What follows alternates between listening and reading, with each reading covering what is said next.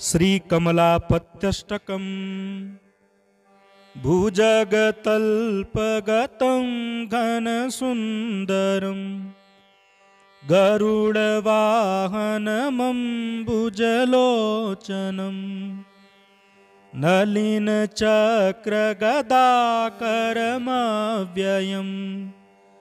भजत रे मनुजा कमलापतिम् अलिकुलासितकोमलकुन्तलं विमलपीतदुकूलमनोहरं जलधिजाङ्कितवामकलेवरं भजत रे मनुजा कमलापतिम् किमु जपैश्च तपोभिरुताध्वरे रपि किमुत्तमतीर्थनिसेवणैः किमुत शास्त्रकदम्बविलोकनैर्भजत रे मनुजा कमलापतिम् मनुजदेहमिमं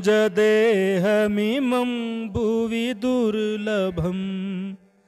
समधिगम्य सुरैरपि वाञ्छितं विषयलम्पटतामपहाय वै भजत रे मनुजा कमलापतिम् नवनीतानसुतो न सहोदरो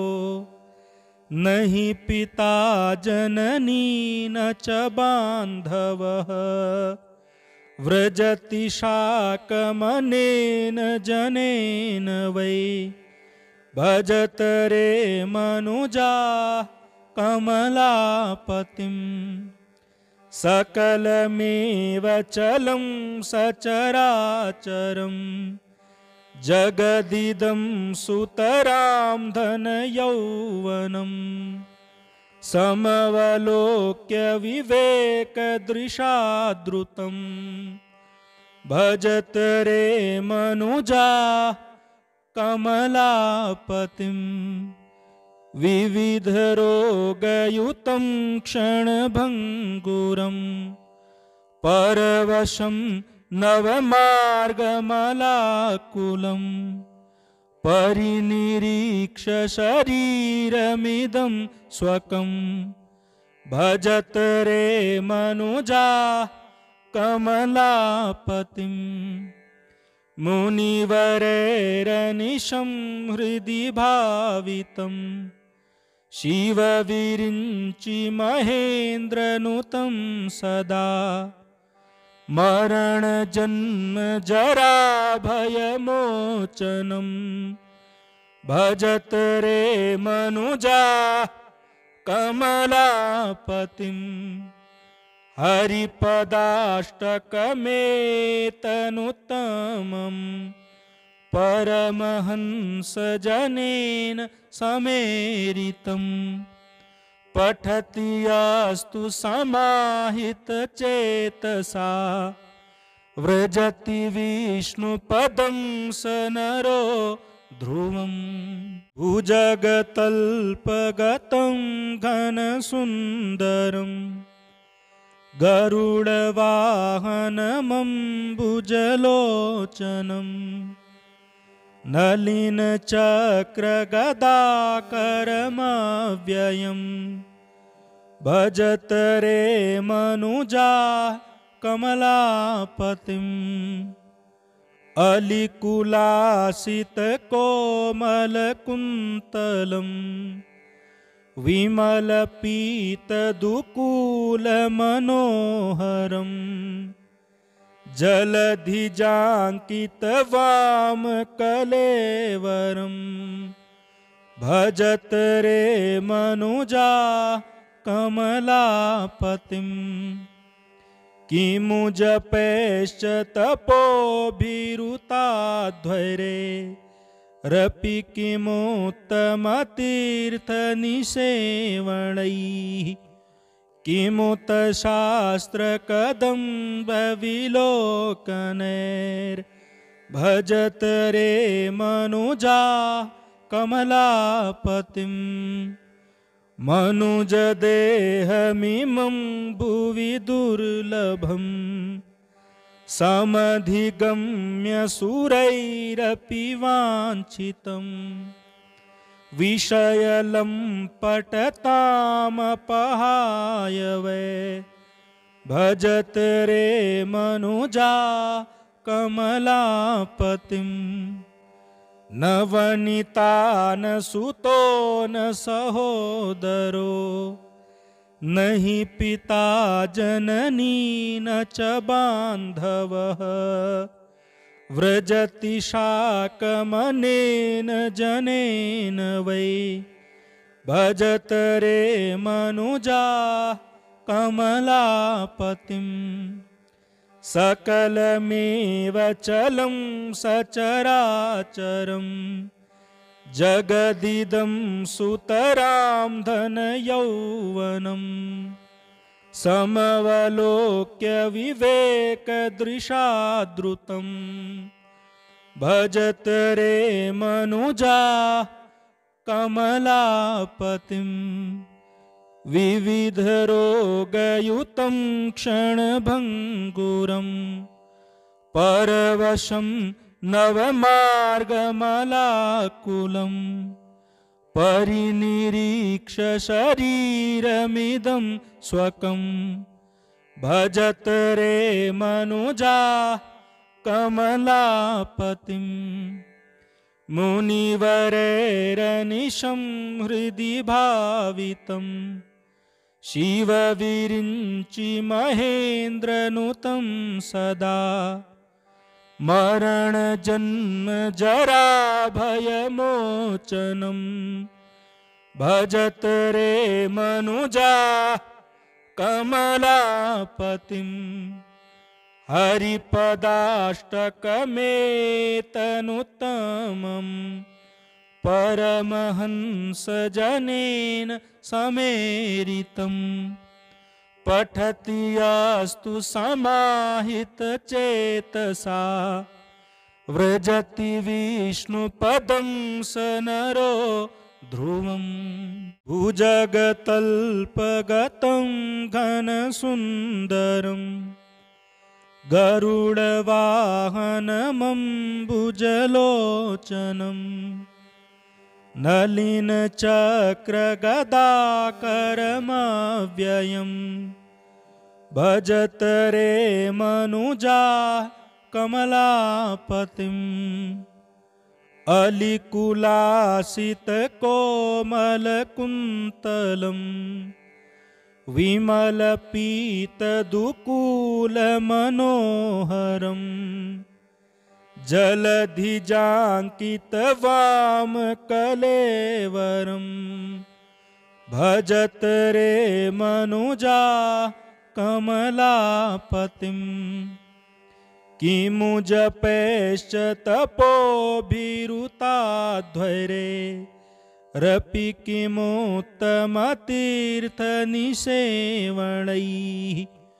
किमुत शास्त्रकदम्बविलोकनैर्भजत रे मनुजा कमलापतिम् मनुजदेहमिमं भुवि दुर्लभम् समधिगम्य सुरैरपि वाञ्छितम् विषयलम्पटतामपहाय वै भजत रे मनुजा कमलापतिम् न वनिता न सुतो न सहोदरो न हि पिता जननी न च बान्धवः व्रजति शाकमनेन जनेन वै भजत रे मनुजा कमलापतिम् सकलमेव चलं सचराचरं जगदिदं सुतरां धनयौवनम् समवलोक्य विवेकदृशा द्रुतं भजत रे मनुजा कमलापतिं विविधरोगयुतं क्षणभङ्गुरं परवशं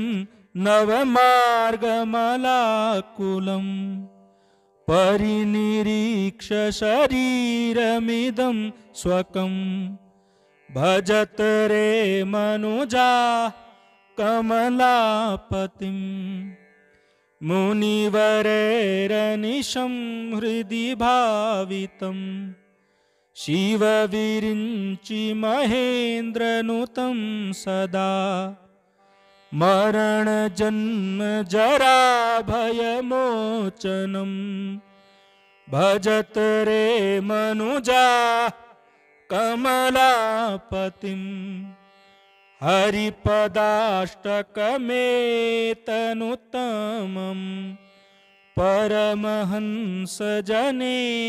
समेरितं पठति यास्तु समाहितचेतसा व्रजति विष्णुपदं स नरो ध्रुवम् भुजगतल्पगतं घनसुन्दरं गरुडवाहनमम्बुजलोचनं नलिनचक्रगदाकरमव्ययं भजत रे मनुजा कमलापतिं अलिकुलासितकोमलकुन्तलं विमलपीतदुकूलमनोहरं जलधिजाङ्कितवामकलेवरं भजत रे मनुजा कमलापतिं किमु जपैश्च तपोभिरुताध्वरे